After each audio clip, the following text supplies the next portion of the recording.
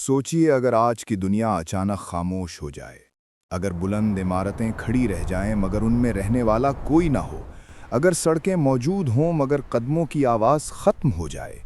ये कोई science fiction नहीं, ये कोई फिल्मी कहानी नहीं, ये तारीख का सबसे खौफनाक मंजर है। वो मंजर जिसमें ताकतवर कौमें अपने तमाम नशेब व फराज के बाद सिर्फ एक सवाल बनकर रह जाती हैं। एक ऐसी कौम जो कभी दुनिया की ताकतवर तरीन कौमों में शुमार होती थी, आज सिर्फ एक सवाल बनकर जिंदा है। और ये सवाल कुरान ने पूछा, क्या ये लोग बेहतर हैं या कौम तुब्बा? ये सवाल सुनने में छोटा है, लेकिन इसके अंदर सदियों का अंजाम दफन है। कौम तुब्बा कौन थी, ये समझने के लिए हमें वक्त में बहुत पीछे जाना होगा। जजीरे अरब के जनूब में, आज के यमन में, एक ऐसी सरजमीन थी जहां सहरा नहीं बल्कि सरसब्ज मैदान थे, जहां कहत नहीं बल्कि खुशहाली थी। ये वो यमन था जिसे कदीम दुनिया खुशबुओं, तिजारत और ज़राअत की जन्नत कहती थी। ये मकाम सिर्फ ज़मीन नहीं बल्कि दौलत का गहवारा था।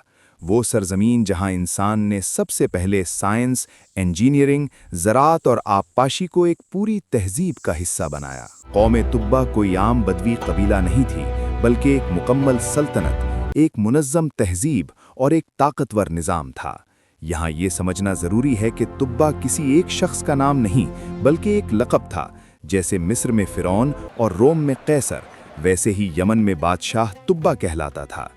ये लक़ब कौम हिमीर के बादशाहों को दिया जाता था, और ये बादशाह महज तख्त नशीन हुक्मरान नहीं थे, बल्कि इनके पास फ़ौज, कानून, अदालती निज़ाम, तिजारत और ज़रई मनसूबाबंदी मौजूद थी। ये एक ऐसा मुकम्मल निज़ाम था जिसने अपने उरूज के वक्त आलमी तिजारती रास्तों को कंट्रोल किया और मशरिक़, मग़रिब, शुमाल और जुनूब के ताजरों को अपनी ताकत के ज़ेरे असर रखा।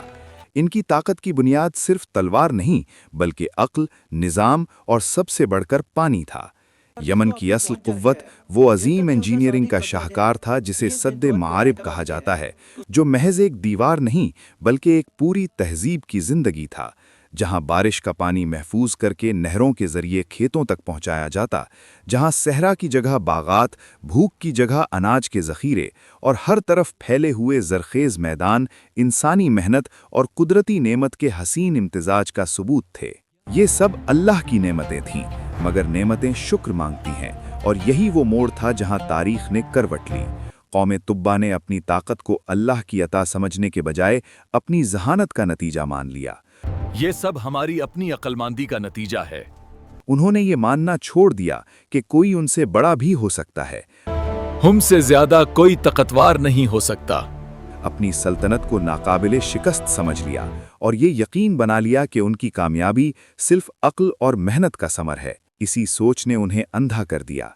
अल्लाह ने उनकी तरफ पैगाम, नसीहतें और हक की आवाज़ें भेजीं, लेकिन ताकत का नशा सब आवाज़ों से बुलंद था। उन्होंने रसूलों को झुटलाया, हक को रद्द किया और ये समझ लिया कि उनका निज़ाम उन्हें बचा लेगा। इनके ताजरों ने तिजारत को बुत परस्ती से जोड़ लिया, इनके सिपाहियों ने अदालत को ताकत का जरिया बना लिया, इनके अहले नज़र गैर ज़रूरी ऐशो इशरत में मशगूल हो गए। और फिर वो वक्त आ गया जब निज़ाम कमज़ोर पड़ने लगा, अखलाकी बुनियादें खोखली हो गईं और कुव्वत से बड़ा गुरूर जन्म लेने लगा। कुरान यहाँ एक फैसला कुन जुमला कहता है कि हमने इन सब को हलाक कर दिया, बेशक वो मुजरिम थे। और यहाँ इंसान ठहर कर सोचने पर मजबूर हो जाता है कि इतनी तरक्की, इतनी खुशहाली और इतनी मजबूत सल्तनत के बावजूद आखिर जुर्म क्या था?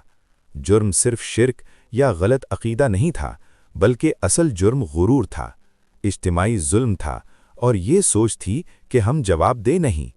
जब जुल्म एक वक्ती अमल नहीं बल्कि पूरा निज़ाम बन जाए, जब ताकत को अदल से बड़ा समझा जाए और जब हक बोलने वाला खतरा बन जाए, तो फिर अजाब ज़रूरी हो जाता है। कौमी तरबियत, निज़ाम अदल और माशी क़ुव्वत सब कमज़ोर पड़ गए, और तारीख़ हमें बताती है कि कौम तुब्बा में एक बादशाह ऐसा भी गुज़रा जिसका दिल नरम पड़ गया था। वो यसरब, आज के मदीना से गुज़रा, जहाँ अहले किताब ने उसे बताया कि इस सरजमीन से एक आखिरी नबी ज़ाहिर होने वाला है। ये बात एक फ़ातिह बादशाह के दिल में उतर गई और उसने कहा कि अगर मैं इस नबी के ज़माने में होता तो बादशाह न बनता बल्कि उसका ग़ुलाम बन जाता। मैंने बहुत सी सुल्तनतें देखी हैं, बहुत सी तख्त, बहुत सी ताकत, لیکن اگر میں اس نبی کے زمانے میں ہوتا جس کے آنے کی خبر مجھے دی گئی ہے تو میں بادشاہ نہ بنتا، میں اس کا غلام بن جاتا۔ یہ جملہ آج بھی تاریخ میں زندہ ہے اور انسان کے اندر تبدیلی کی صلاحیت اور ایمان کی گہرائی کو بیان کرتا ہے۔ مگر قرآن اس بادشاہ کا نام نہیں لیتا، کیونکہ قرآن افراد نہیں بلکہ قوموں کی بات کرتا ہے، اور ایک نیک فرد پوری قوم کو نہیں بچا سکتا جب پوری قوم گمراہی کو اپنا لے۔ پھر وہ وقت آیا جب سد معارب ٹوٹا، پانی کا نظام بکھر گیا، کھیت سوکھ گئے، باغ اجڑ گئے، زندگی کے بنیادی وسائل ختم ہو گئے، لوگ بکھر گئے اور قوم منتشر ہو گئی۔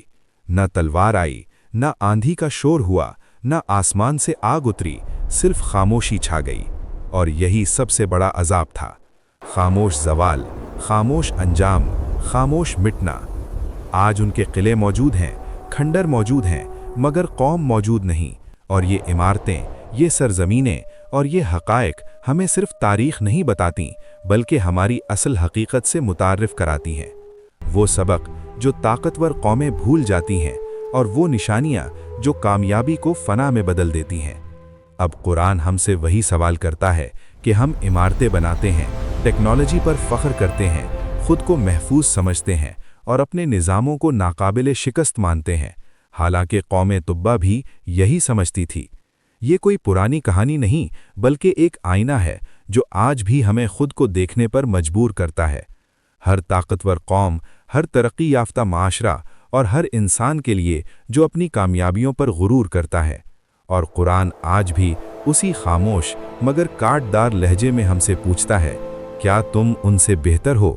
یہ سوال محض الفاظ نہیں بلکہ صدیوں کا انجام ہے جو ہر قوم کے سامنے، ہر دور میں اور ہر انسان کے دل میں کھڑا ہے۔ کیا تم ان سے بہتر ہو؟